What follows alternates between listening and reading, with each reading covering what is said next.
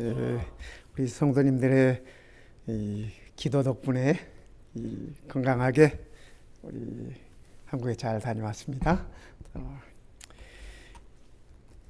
10월이 되고 나니까 여러 가지로 이 생각들이 이렇게 많이 이렇게 버무러지는 것 같습니다. 이번에 한국에 가서 동역자들에게 마지막 인사도 드리고 이렇게 하나님의 은혜로 마무리할 수 있게 됐습니다라고 말씀도 드릴 수 있었습니다. 우리 성도님들 늘 우리가 공부하는 이 빌립보서 말씀처럼 그리스도 안에서 우리가 기쁨으로 살 수 있으면 참으로 좋겠습니다. 오늘은 사도 바울이 우리들에게 일러주신 바울만의 비밀을 우리들에게, 바울이 왜 기쁜지 그 기쁨의 이유를 우리들에게 가르쳐주고 있습니다. 한번 우리 살펴볼까요? 빌립보서 3장 1절부터 9절에 있는 말씀인데, 제가 한 절 읽고 우리 성도님들이 한 절 읽고 이렇게 한 절씩 읽어보십시다. 끝으로 나의 형제들아, 주 안에서 기뻐하라. 너희에게 같은 말을 쓰는 것이 내게는 수고로움이 없고 너희에게는 안전하니라. 개들을 삼가고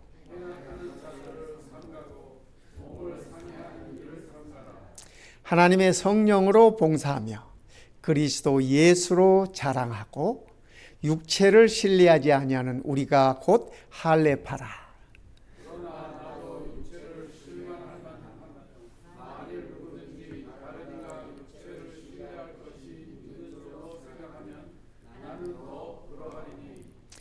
나는 8일 만에 할례를 받고 이스라엘 족속이요 베냐민 지파요 히브리인 중에 히브리인이요 율법으로는 바리새인이요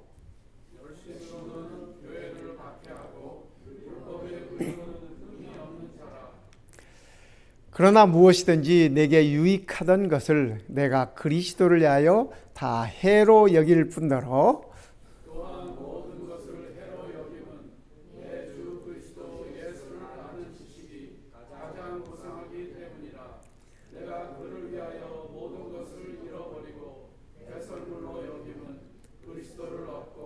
그 안에서 발견되려 함이니 내가 가진 의는 율법에서 난 것이 아니요 오직 그리스도를 믿음으로 말미암은 것이니 곧 믿음으로 하나님께로부터 난 의라. 이 바울은 이 3장에서 여러분 아시다시피 빌립보서는 3장에서 끝나지 않습니다. 4장이 빌립보서 마지막 장인데 3장을 기록하면서 끝으로 나의 형제들아, 또 다른 성경에는 정말로 형제들아 이렇게 말씀하고 계십니다. 그래서 바울은 지금 빨리 결론을 내고 싶은 것 같아요. 우리가 편지를 쓰면서 편지 제일 마지막에 가서 이 결론을 낼 텐데 바울은 이 3장에서 편지의 중간에서 빨리 끝을 결론을 얘기하고 싶은 그분의 그 다급한 모습이 보입니다. 그러면서 나의 형제들아 주 안에서 기뻐하라. 이 빌립보서에 기뻐하라는 말씀이 우리가 그동안 살펴봐서 아시지만 여러 번 반복해서 나옵니다. 그런데 주 안에서 기뻐하라는 말씀은 이 3장 1절에서 처음 나옵니다. 여기서 바울이 이제 그의 그 비밀을 얘기하면서 비결을 가르쳐주면서 그리스도 안에서 기뻐해야 된다 라고 바울은 그렇게 말씀하고 계십니다. 그래서 바울은 그가 누리고 있는 그 기쁨의 삶을 어떻게 하면 이 빌립보 교인들에게 가르쳐줄 수 있을까, 일러줄 수 있을까, 또 그가 살고 있는 이 기쁨의 삶을, 여러분 아시다시피 바울이 지금 외적으로는 기쁠 만한 이유가 별로 없는 상황 아닙니까? 그럼에도 그는 기쁨을 얘기하면서 그 기쁨을 빌립보 성도들과 함께 누리기를 원하는 것입니다. 그래서 바울의 기쁨의 삶의 비결을 이 성도들에게 일러주고 싶은 것입니다. 오늘 우리도 바울이 그의 모든 삶의 기쁨을 유지할 수 있었던 그 비결을 우리가 이 말씀 속에서 배울 수 있으면 참으로 좋겠습니다. 바울이 갖고 있는 비결은 그렇습니다. 그리스도 안에서 기뻐하는 것이죠. 예, 그리스도 안에서 기뻐. 그리스도 안이 아니라면 바울이 기뻐해야 할 조건들이 그닥 많지 않습니다. 감옥에 갇혀있던 바울이 고통 중에, 고난 중에, 참 그 어려움 중에, 제가 로마의 감옥들을 1세기, 2세기 경에 로마에서 썼던 그 감옥들을 가보니까 대부분 지하 감옥입니다. 대부분 지하 감옥이고 바위를 뚫어서 이렇게 만들어 놓은 감옥이고 햇빛 한 줄기 들어오지 않는 캄캄한 그런 곳이 감옥입니다. 근데 바울은 거기에서 그의 기쁨을 얘기하고 있습니다. 그의 삶의 기쁨을 얘기하면서 비결은 이것이다. 그리스도 안에서. 빌립보 교인들이나 나나 우리가 다 그리스도 안에 있으면 그것이 기쁨의 비결이다라고 바울은 그렇게 일러주고 있습니다. 그러면서 바울이 하는 얘기가 너희에게 같은 말을 쓰는 것이, 지금 빌립보서 1장부터 계속 기뻐해라 기뻐해라 바울이 이렇게 같은 말을 반복하고 있지 않습니까? 너희에게 같은 말을 쓰는 것이 내게는 수고로움이 없고, 바울은 지금 이 무슨 말이냐면 내가 너희들에게 그리스도 안에서 기뻐하라고 하는 이 말은 아무리 강조해도 지나침이 없다라는 그런 말씀입니다. 그래서 내가 너희에게 같은 말을 이렇게 여러 번 쓰는데 그것이 내게 전혀 수고로움이 아니다. 너희에게는 그것이 너희의 삶에 있어서 가장 안전한 것이기 때문에 그렇다라고 바울은 소개해 주고 있습니다. 바울이 말하는 그 기쁨의 삶을 추구하는 그 유형이 두 가지가 있습니다. 근데 바울이 예수님을 만나기 전에는 그의 영적인, 또 그가 유대인으로서 하나님의 자녀로서 그가 기쁨을 추구했던 삶은 이런 삶이었습니다.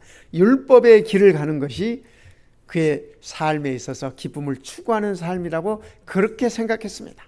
그래서 하나님의 율법을 지키고 준수하는 일에 그의 최선을 다했어요. 바울이 얘기했잖아요. 나는 바리새인 중에 바리새인. 그죠? 나는 히브리인 중에 히브리인. 이 말씀은 그가 정말 하나님의 율법에 정말 이렇게 준수하며 열심히 그 삶을 통해서 그가 기쁨을 추구했다고 하는 그의 간증인 것입니다. 그런데 바울이 예수를 만남으로 인해서 다메섹 선상에서 그리스도 예수를 만남으로 인해서 그의 삶의 유형이 바뀌었습니다. 어떻게 해요? 복음의 길로. 복음의 길을 통해서 기쁨의 삶을 추구할 수 있다라고 하는 엄청난 변화를 겪습니다. 엄청난 기쁨을 누리는 것입니다. 우리도 율법의 길을 추구하는 삶 속에서 복음의 길을 추구하는 일을 통해서 우리의 넘쳐나는 기쁨을 소유했으면 좋겠습니다. 바울이 얘기해요. 개들을 삼가고. 이 개들이라고 하는 것은 복음의 길을 가려고 하는데 장애가 되는 자들을 얘기합니다. 바울이 복음을 소개하고, 그죠? 믿음으로 말미암는 의를 얘기하고 함에 있어서 많은 어려움들을 겪지 않았습니까? 개들을 삼가하고 행악자들을 삼가하고. 여기 행악이라고 하는 것은 악을 행하는 그런 어떤 그 도덕적인 악을 행하는 그런 것이 아니라 하나님의 은혜 앞에서 하나님의 은혜를 가로막는 그러한 것들을 바울은 악으로 표현하고 있습니다. 그래서 그러한 행악자들을 삼가고 몸을 상해하는 일을 삼가라. 율법의 길을 감으로, 율법의 길을 추구함으로 너희들의 몸을 상하지 말라고 하는 것이 바울의 가르침입니다. 이분 누구인지 아시죠? 누구 같아요? 예, 마르틴 루터예요. 마르틴 루터. 아시다시피 마르틴 루터가 하나님의 법을 성취하고자, 하나님의 율법을 성취하고자 그가 정말 최선의 힘을 다해서 정말 최고의 노력을 하면서 그 길을 갔습니다. 그 길을 갔어요. 추운 겨울에도 루터가 그의 의를 이루고자 무릎으로 이 계단을 올라갔어요. 무릎으로. 여러분, 겨울에 이 대리석 계단이 얼마나 차갑습니까? 그렇지 않습니까? 그런데 그 계단을 무릎으로 올라간다? 참, 우리 무릎 아파보신 분들은 알아. 그죠?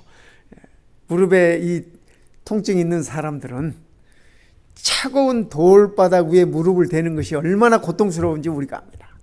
그러나 이 루터는 그의 의의를 완성시키기 위해서, 그의 의의를 완성시키기 위해서 그의 몸을 상하면서까지도 그 길을 갔습니다. 그 길을 갔어요.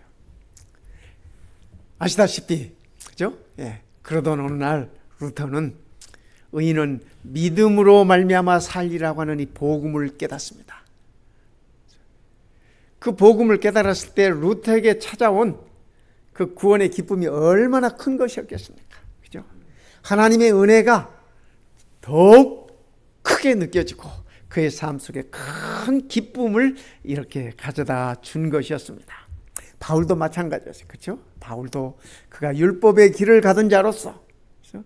내가 바리새인 중에 바리새인이라고 하는 이 이야기는 정말 경건함을 유지함에 있어서, 하나님의 율법을 준수함에 있어서 그 누구보다도 철저하게 앞장서서 참 흠 없이, 바울이 그랬잖아요. 나는 흠이 없는 자로다. 율법으로는 말입니다. 그렇게 그 길을 갔던 바울이지만 그가 루터의 삶은 바울의 삶의 판박이 같습니다. 그죠? 복음을 통해서 구원의 기쁨을 알고 참된 의가 선물로 주어지는 것임을 깨닫고 해방을 느끼는 것입니다. 오늘 우리의 신앙의 삶 속에서도 우리는 이 바울이 누렸던 기쁨의 비결을 우리 믿음의 삶의 비결로 우리가 전수받아야 할 것입니다. 바울이 얘기해요. 그래서 하나님의 성령으로 봉사하고, 빌립보 교인들에게 하는 얘기입니다. 너희들이 교회 안에서 많은 봉사를 하는데 그런 것들이 개인의 어떤 성취나 교회 안에서 어떤 이 성취감이나 그런 것들이 아니라 성령으로, 성령의 마음으로 봉사해야 된다라고 가르쳐주면서 자랑하려면 그리스도 예수를 자랑하고, 그죠? 우리가 지닌 것들을 신뢰하지 아니하는 우리가 곧 진짜 할례파다. 빌립보가 이방인 교회 아닙니까? 로마에 세워진, 그 유럽에 세워진 첫 이 교회지 않습니까? 이들이 다 전통 히브리인들이 아닙니다. 그들이 다 이방인들입니다. 그런데 그 당시에 초기 그리스도의 유대인들, 그리스도인들이 이방인 그리스도인들에게 할례 받으라고 그랬거든요. 할례 받으라고. 그러니까 이 이방인 그리스도인들이 그게 참 못마땅했어요. 불편했어요. 뭐 히브리인들의 율법에 의하면 할례를 받아야 마땅하지만, 그렇죠? 이방인들이 생각했을 때는, 또 바울을 통해서 복음을 전해드린 그들에게 있어서는 이 할례가 의미가 없는 겁니다. 할례가 의미가 없는 것들이에요. 바울이 그 교인들에게 얘기합니다. 진짜 할례는, 그죠? 유대인들이 받은 그 할례가 진짜 할례가 아니라, 그죠? 주께서 오셔서 십자가에서 우리의 구속을 완성시키시고 은혜로 우리들에게 이 구원을 선물로 주셨기 때문에, 그죠? 우리의 육체를 신뢰하지 아니하고 오직 그리스도 예수만이 우리의 자랑이 되는 것, 그것이 진짜 할례파다. 내 몸에 어떤 흔적을 찾는 것이 아니라 그리스도 예수에게서 흔적을 찾는 것이, 그것이 진짜 할례파다라고 바울은 그렇게 일러주었습니다. 그러면서 하는 말이, 나는 육체를 신뢰할 만하면, 이 바울이 얘기는 나도 가진 거 얘기하면 자랑할 것이 꽤 있다, 이런 얘기입니다. 자랑할 것이 꽤 있다. 요즘 말로 하면 나도 금수저다, 그런 얘기입니다. 금수저다. 만일 누구든지 다른 이가 육체를 신뢰할 것이 있는 줄로 생각하면 나는 더욱 그러하다. 너네들이 좀 이렇게 자랑해 보려고 하는데 자랑으로 하면 내가 너희들보다 더 많다. 그러면서 바울은 이야기하지 않습니까? 8일 만에 할례를 받았다, 나는. 정통 유대인이라는 얘기입니다. 하나님께서 아브라함에게, 그죠? 난지 8일 만에 할례를 하라고 그렇게 말씀하셨죠. 그래서 나는 이스라엘 족속, 이스라엘 중에 이스라엘이라는 그런 표현입니다. 순수 혈통이라는 얘기죠. 그다음에 베냐민 지파요. 아시다시피 이 베냐민 지파는 이스라엘의 초대 왕이 속한 지파입니다. 사울 왕이 베냐민 지파죠. 그리고 이 베냐민 지파는 하나님 앞에 늘 반기를 들지 않았어요. 하나님 앞에 구약시대 그들의 역사를 살펴보면, 그래서 이 베냐민 지파들은 그 자부심이 대단합니다. 대단해요. 우리는 왕족이다. 하나님 앞에서 진짜 우리는 하나님의 백성이다. 이런 그 자부심이 대단한 것입니다. 뭐 옛날 우리나라도 마찬가지였잖아요. 뭐 신라 시대도 성골이다, 진골이다. 다 그게 그 출생을 얘기하는 것은 혈통을 얘기하는 거 아니겠습니까? 그러니까 다른 혈통들 가진 사람들 까불지 말라는 얘기. 그죠? 또 율법으로는 내가 바리새인이다. 이 율법으로는 바리새인이다 하는 것은 예수님 당시에 바리새인들이 약 7,000명 정도 했답니다. 전체 다 나라에서. 그러니까 이 엘리트 중에 엘리트. 율법으로 흠이 없는 사람들. 철저하게 율법을 준수하는 바리새인. 이 바울이 자기 자신을 세상적으로 육체적으로 말하면 이렇게 내가 나를 자랑할 수 있다라고 얘기하는 것입니다. 또 뿐만 아니라 그는 가브리엘의 문화생이고 학문적으로 얘기해도 정상에 있는 사람. 또 그가 사내들인 회원이었어요. 그러니까 사회적으로 어떤 명예를 따져도 그는 탑에 있는 사람. 출생을 따져도 탑에 있는 사람. 그러니까 누가 봐도 금수저. 그런데 이 모든 것들을 다 해로 여기고 참 이렇게 배설물로 여기다. 배설물. 똥으로 여겼다는 그런 얘기 아닙니까? 그리고 오직 그리스도만이 그에게 있어서 자랑거리가 되었다라고 표현을 하는 것입니다. 율법의 의로는 흠이 없는 자로다. 얼마나 당당한 얘기입니까? 그렇죠? 우리가 하나님의 자녀로서 이런 말하기 쉽지 않아요. 그렇죠? 우리가 내가 구원을 받을까 생각하면 내가 나를 바라보면 자신이 없는 거잖아요. 그렇죠? 바울도 마찬가지. 그럴지라도 바울도 마찬가지. 그럴 때마다 오라 누가 나를 이 사망의 몸에서 건져내랴. 바울의 간증, 바울의 고백이었습니다. 그때 바울은 그리스도를 바라본 것입니다. 그래서 그리스도를 바라보면서 하나님의 은혜가 넘치다는 얘기를. 오늘 우리도 마찬가지 아니겠습니까? 우리가 우리의 자신을 바라보면 언제나 부족하고 언제나 못 미치지만, 그러나 우리 주님을 바라보면 주님께서 모든 것을 이루셨고 채우셨고 우리에게 선물로 허락하셨다고 하는 사실입니다. 이렇게 태어나면서부터 바울처럼 말입니다. 이런 사람들만 잘 나가는가? 그렇지 않습니다. 태어날 때부터 흙수저로 태어나는 사람들이 있어요. 그죠? 저도 흙수저라고 생각을 해요. 뭐 재림교회 안에 아무런 뭐도 없고, 그죠? 우리 재림교회 안에도 금수저가 있고 흙수저가 있더라고. 근데 어쨌든 말입니다. 우리가 참 감사할 수 있는 것은 우리 하나님은 우리를 다 존귀한 자로 여긴다고 하는 사실이에요. 그죠? 우리 하나님은 우리를 다 사랑스러운 보배로 여긴다고 하는 사실입니다. 미국 대통령 중에 루스벨트 대통령이라고 있지 않습니까? 잘 아시죠? 그분이 참 태어날 때부터 약하게 태어났어요. 가난한 집에서 약하게 태어나고 어렸을 때 이 소아마비 증상 때문에 걷는 것도 제대로 못 걷고 절룩거리게 되고 절름발이가 되고 소아마비 때문에 시력도 약해가지고 잘 보지도 못하고 천식이 있어가지고 촛불도 끌 수 없을 만큼 그가 연약했어요. 여러분 촛불 끄는데 힘 안 들잖아요. 그렇죠? 그런데 누구는 힘드냐면 수술 받은 사람들은 힘들어. 수술 받아보신 분들 알잖아요. 그 뭐 이렇게 호흡기 연습시키잖아요. 이게 자꾸 부르라고. 그죠? 근데 그분들은 이 촛불 끄는 게 힘들거든. 근데 이 루스벨트가 그렇게 약했어요. 그가 11살 되던 해 그의 아버지가 그에게 이렇게 얘기했다고 합니다. 네가 가진 장애는 장애가 아니란다. 네가 하나님을 신뢰하고 하나님을 의지한다면 하나님의 도우심이 너와 함께 할 것인데, 내 삶을 통해서 늘 너와 함께 할 것인데, 그렇게 되면 너는 놀라운 삶을 살게 될 것이야.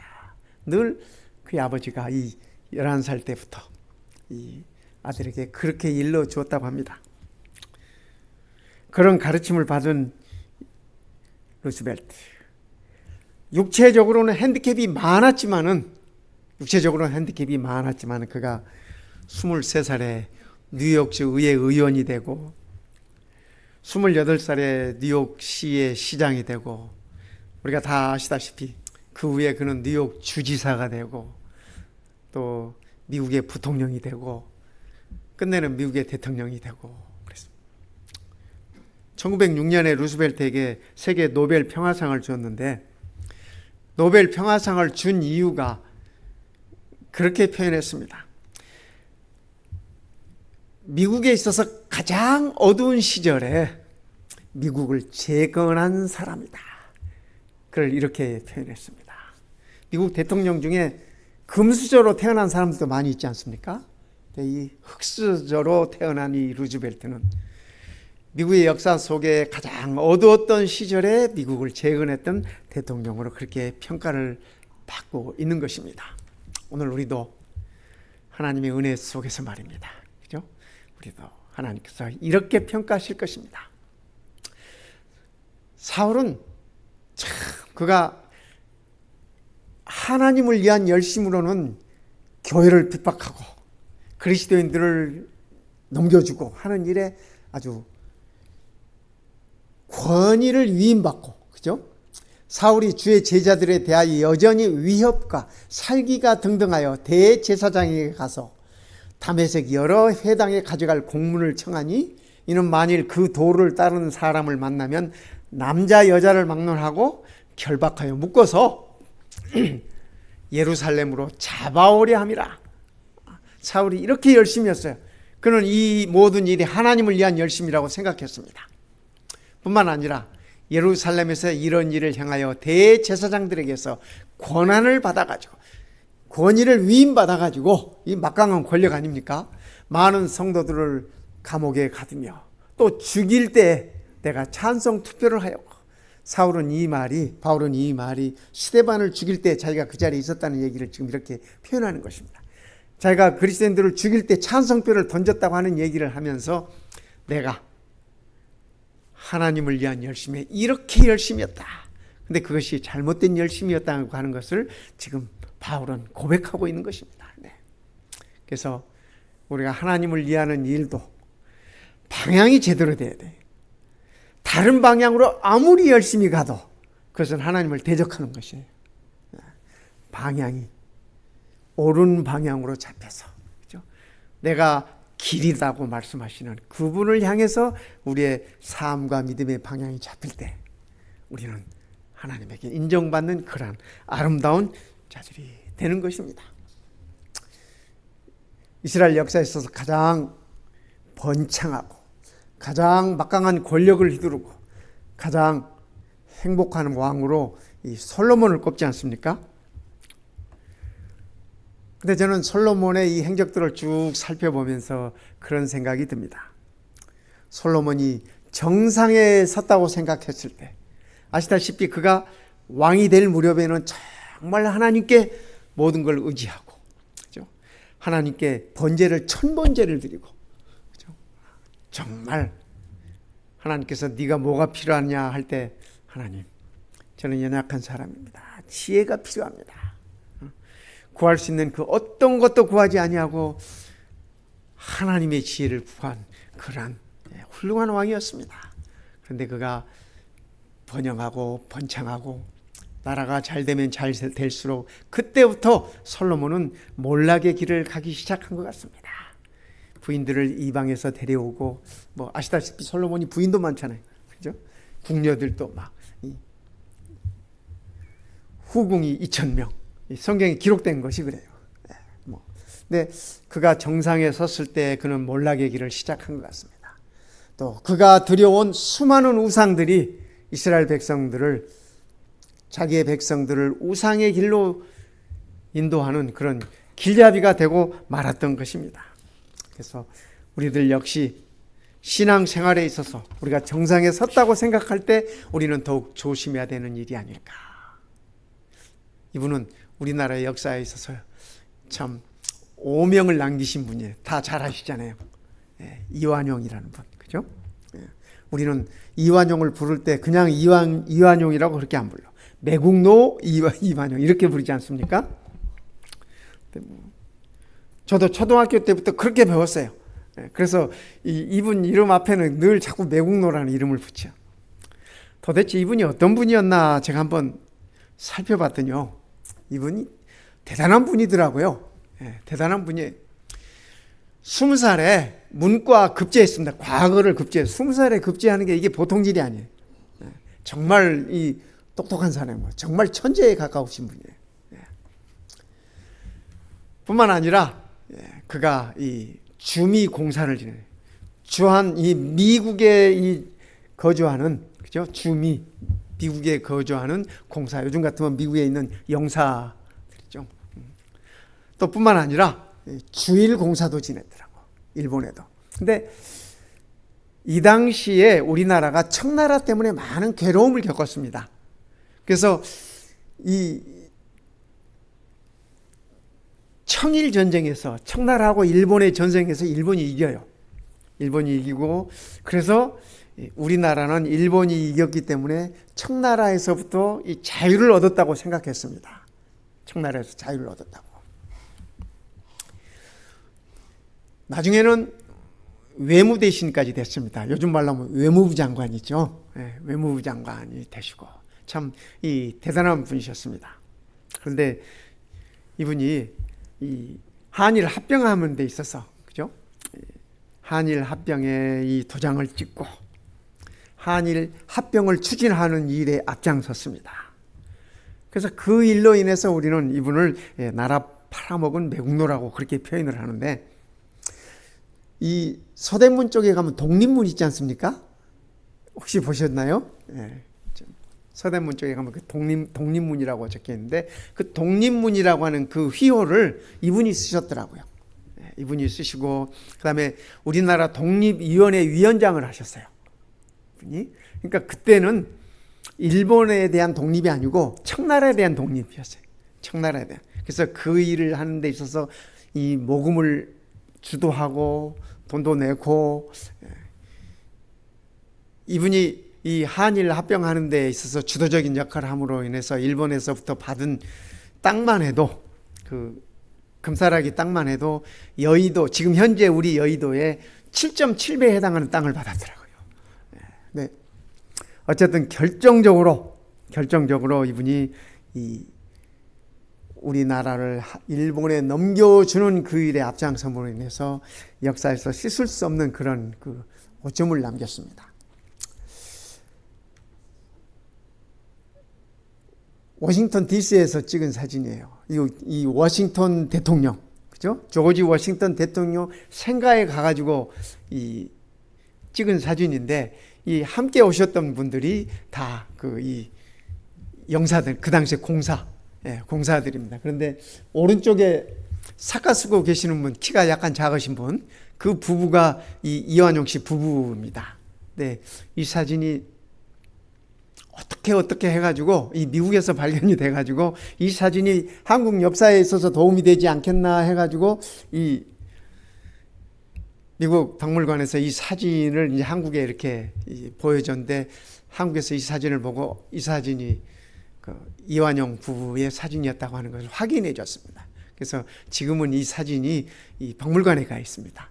근데 어쨌든 참 이런 훌륭한 분이 이런 똑똑한 분이 나라를 위해서 그것들을 잘 썼더라면 얼마나 좋았을까 하는 그런 아쉬움이 남았습니다. 세상에 있는 모든 것들이 바울의 표현을 빌리면 그죠? 무엇이든지 내게 유익하던 것을 내가 그리스도를 위하여 다 해로 여겼다. 세상에 있는 명예, 신분, 재산 그 어떤 것들이라도 바울이 그거 다 가졌지 않습니까? 다 가졌어요. 그런데 내가 가진 그 모든 것들이 그리스도를 위하여 그리스도를 향하여 나아갈 때 다 걸림돌이 됐더라 라고 바울은 그렇게 얘기하고 있습니다. 모든 것을 해로 여김은 내 주 그리스도 예수를 아는 지식이 가장 고상하기 때문이라. 내가 그리스도를 위하여 모든 것을 잃어버리고 배설물로 여기는 것은 그리스도를 얻고 그리스도 안에서 발견되려 함이니 내가 가지는 율법에서 난 것이 아니요 오직 그리스도를 믿음으로 말미암은 것이니 곧 믿음으로 하나님께로부터 난 의다 라고 바울은 이렇게 간증하고 있습니다. 그러니까 바울은 한마디로 내가 기뻐할 수 있는 이유는 비결은 그리스도 때문이다 이렇게 표현하고 있습니다. 성도 여러분, 오늘 우리가 무엇을 하든 무슨 일을 하든 어떤 사역을 하든 어떤 힘든 일이 있든 어떤 고난이 있든 그리스도가 우리와 함께 계심을 믿고 의지함으로 이 기쁨을 유지할 수 있으면 좋겠습니다. 세상에는 참으로 많은 어려움들이 있고 많은 고통들이 있고 많은 질병들, 사망들, 이별들이 모든 것들이 있지만 그렇죠? 그 모든 것들이 우리가 그리스도 안에서 유지하고 있는 이 기쁨을 빼앗아갈 수 없다라고 하는 것이 오늘 바울의 우리들에 대한 가르침입니다. 그래서 우리도 그 마음을 유지할 수 있으면 좋겠습니다. 바울이 예수님을 만날 때 하나님께서 그를 부르셨잖아요. 사울아, 사울아, 네가 어찌하여 나를 핍박하느냐. 사울은 그때만 해도 그가 하나님을 핍박하고 있다고 하는 사실을 알지 못했어요.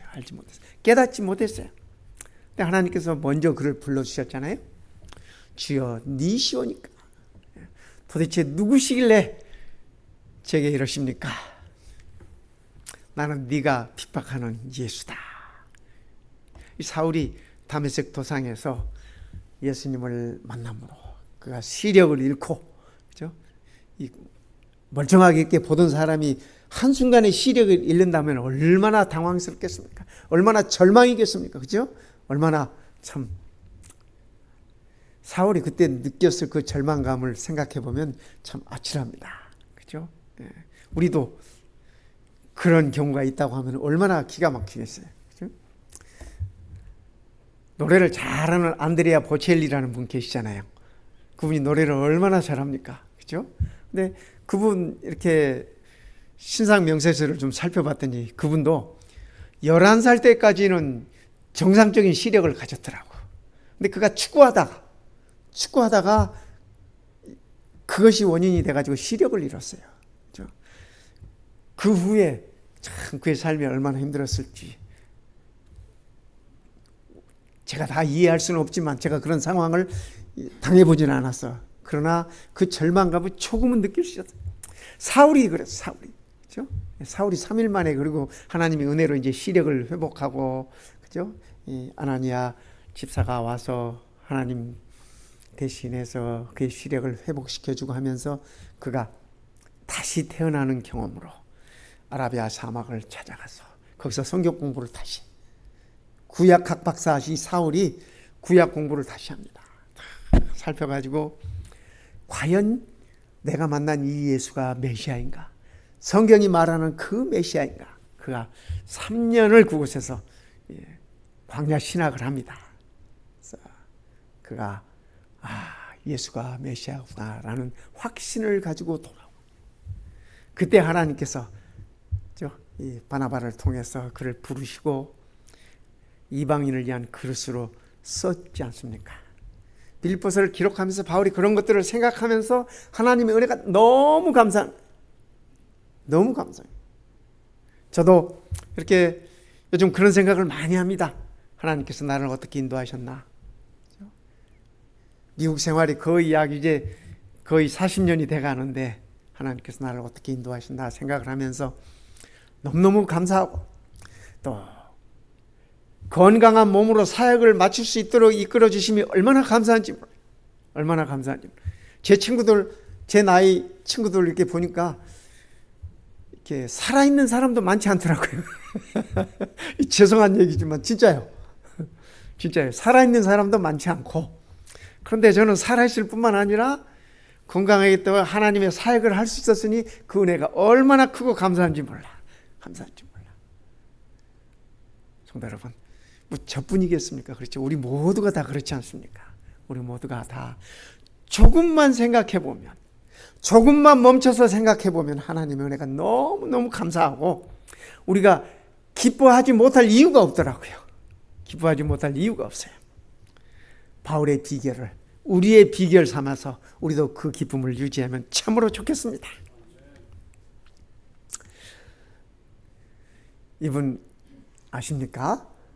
네, 이 오른쪽에 계시는 분이 빌리 그레이엄 목사님이에요.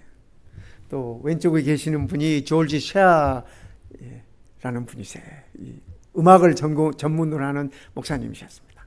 평생을 빌리 그레이엄 목사님 파트너로 그분이 이렇게 사역을 하셨습니다. 사역을 하셨어요.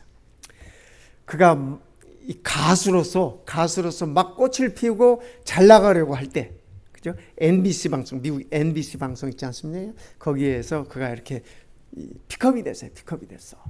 그래가지고 이제 잘 나갈 참인데 그의 어머니가 어느 날 그의 피아노 위에 이렇게 밀러 부인이라는 분이 쓴 시를 하나 피아노 위에 이렇게 올려놓으셨어요. 말씀도 안 하시고 그냥 이 세아 목사님이 늘 쓰시던 피아노 위에다가 올려놓으신 겁니다.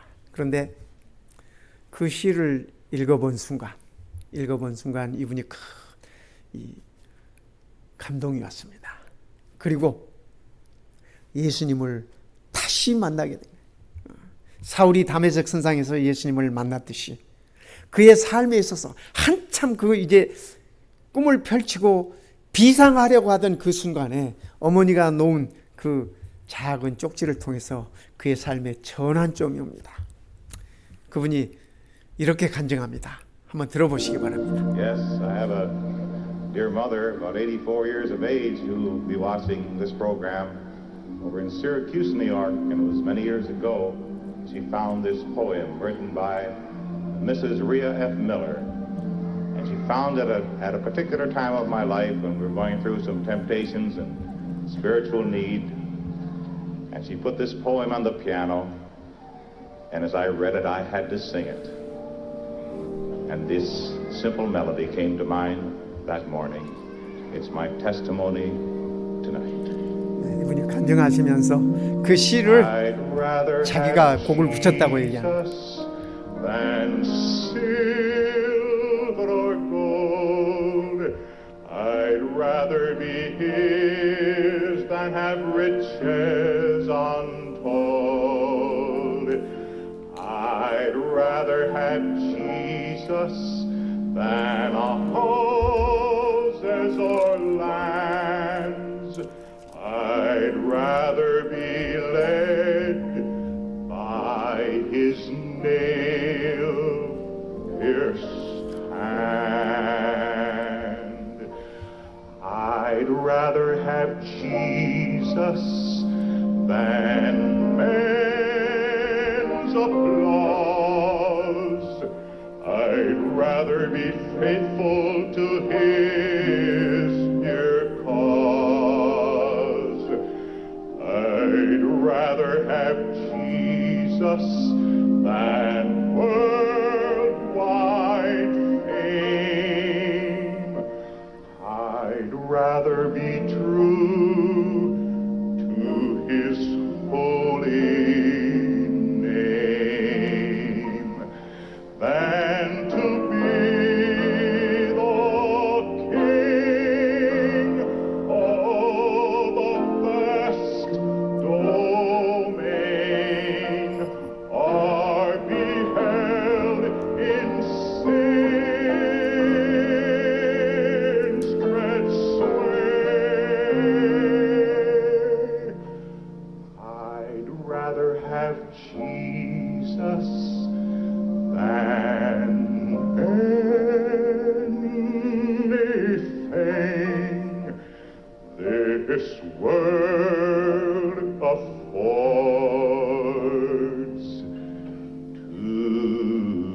today.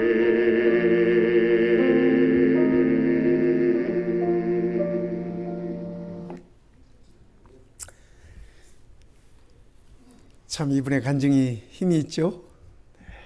우리도 우리의 삶 속에서 우리가 노래 곡은 잘 못 붙이지만, 노랫말은 잘 못 쓰지만, 그러나 우리의 마음이 우리 주님을 향한,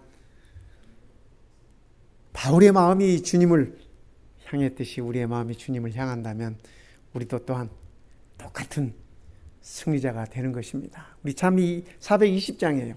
주 예수보다도 귀한 것은 없네. 이 세상 부귀와 바꿀 수 없네. 영 죽을 내 대신 돌아가신 그 놀라운 사랑 잊지 못해. 세상 즐거움 다 버리고 세상 자랑 다 버렸네. 주 예수보다 더 귀한 것은 없네. 예수 밖에는 없네. 주 예수보다 더 귀한 것은 없네. 이 세상 명예와 바꿀 수 없네. 이전에 즐기던 세상 일도 주 사랑하는 마음 뺏지 못해. 3절은 이 세상 행복과 바꿀 수 없네. 가사가 그렇습니다. 유혹과 핍박이 몰려와도 주 섬기는 내 마음 변치 못해. 정말 죽도록 주님을 향한 그 마음을 변치 않겠다고 하는 그런 말씀입니다. 우리 주님은 우리를 위해서 십자가에 돌아가셨을 뿐 아니라 우리 모든 죄를 용서하시고 또 우리에게 구원을 선물로 주시고 다시 우리를 그분의 집으로 데려가겠다고 약속하신 분입니다. 우리도 우리의 삶에 주어진 시간 동안 오직 그리스도 안에서 기쁨의 비결을 찾는 바울처럼 행복한 하나님의 자녀가 되었으면 좋겠습니다. 오늘 이 안식일 하나님의 넘치는 은혜와 축복이 우리 모든 성도님들 또 집에서 이 온라인을 통해서 함께 예배 드리시는 우리 모든 성도님들에게 풍성하게 임하시기를 우리 주님의 이름으로 간절히 바랍니다. 기도드리겠습니다. 우리 아버지 하나님 참으로 감사합니다. 기뻐할래도 기뻐할 일이 없는 이 세상에서 참 기쁨의 비결을 일러주시고 주님께서만이 우리의 참 기쁨의 근원이 되어주심을 인하여 정말 감사드립니다. 오늘 이 안식일이 우리가 세상에서 맞는 그 어떤 안식일보다 더욱 행복한 안식일이 되도록 축복하여 주시고 이 안식일이 우리가 지나온 그 어떤 시간들보다 가장 기쁜 안식일이 되도록 축복하여 주시옵소서. 주님의 따뜻한 손길이 필요한 우리 모든 성도님들, 주님의 치유의 손길이 필요한 우리 모든 성도님들, 주님의 어루만지심이 필요한 우리 모든 성도님들에게 아버지 하나님의 따뜻한 손길이 함께하옵시기를 우리 주님 예수님의 이름으로 간절히 기도드리옵나이다. 아멘.